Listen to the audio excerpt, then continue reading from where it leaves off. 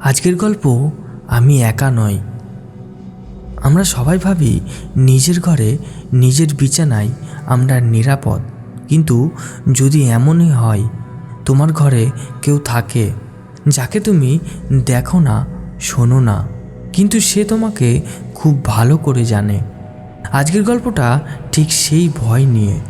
একটা ডায়েরি, আর এমন কিছু লেখা যা লেখা নিজেই লেখেনি।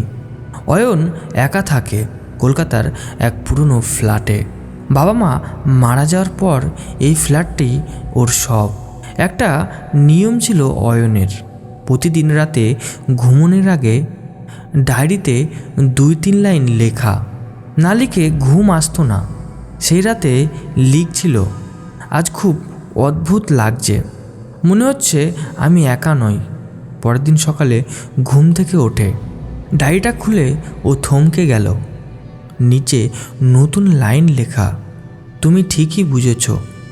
অয়নের বুক ধক করে উঠল। এই লাইনটা সে লিখিনি। কলমটা পাশে রাখা, দরজা বন্ধ, ঘরে ঢোকার কোনো চিহ্ন নেই। হয়তো ভুলে গেছি, নিজেকে বোঝালো সে। সেই রাতেও ডায়েরি লিখল। আজ ডায়েরিটা অদ্ভুত কিছু ছিল, হয়তো আমারই ভুল। ঘুমোতে যাওয়ার আগে ডায়েরিটা আলমারিতে রেখে চাবি লাগালো। পরদিন সকালে ডায়েরি খুলতেই নতুন লেখা, তুমি খুব সাবধানী হচ্ছ, ভালো লাগছে। অয়নের হাত কাঁপতে লাগলো। এই লেখা তার হাতের নয়, কিন্তু হ্যান্ডরাইটিংটা ভয়ঙ্করভাবে তারই মতো। সেই ফ্ল্যাটে প্রতিটা কোণায় তল্লাশি করলো।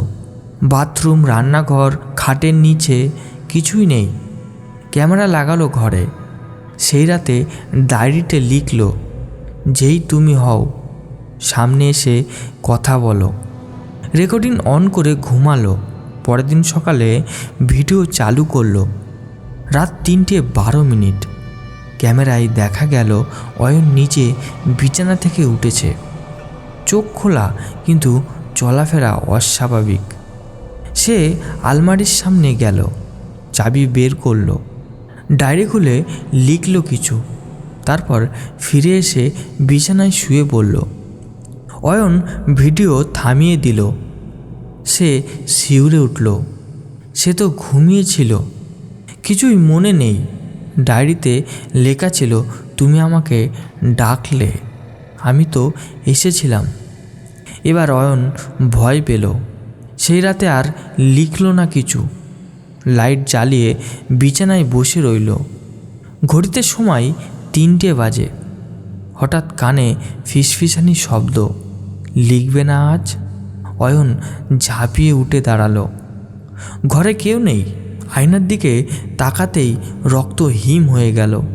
আয়নাটার প্রতিফলন 1 সেকেন্ড দেরি করে নড়ছে, আর প্রতিফলনের মুখে একটা মুচকি হাসি। আয়নায় প্রতিফলন বলল, তুমি ঘুমালে আমি জেগে থাকি। অয়ন চিৎকার করল। আয়নার কাছে ফাটল ধরল। পরের মুহূর্তে সব অন্ধকার। হাসপাতালে জ্ঞান ফিরল অয়নের। ডাক্তার বলল, আপনি স্লিপ ওয়ার্ক করেন, নিজেই ডায়েরি লেখেন। অয়ন কিছু বলল না।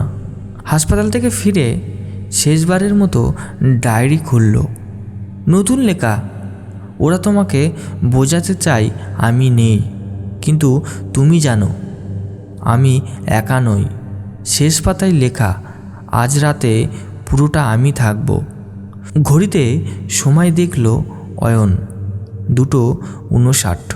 পিছন থেকে একই গলায় ফিসফিস করল, কলমটা দাও।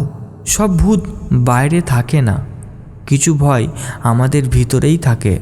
আর সবচেয়ে ভয়ঙ্কর ব্যাপার হলো, যখন তুমি বুঝতে পারো তখন তুমি একা থাকো না।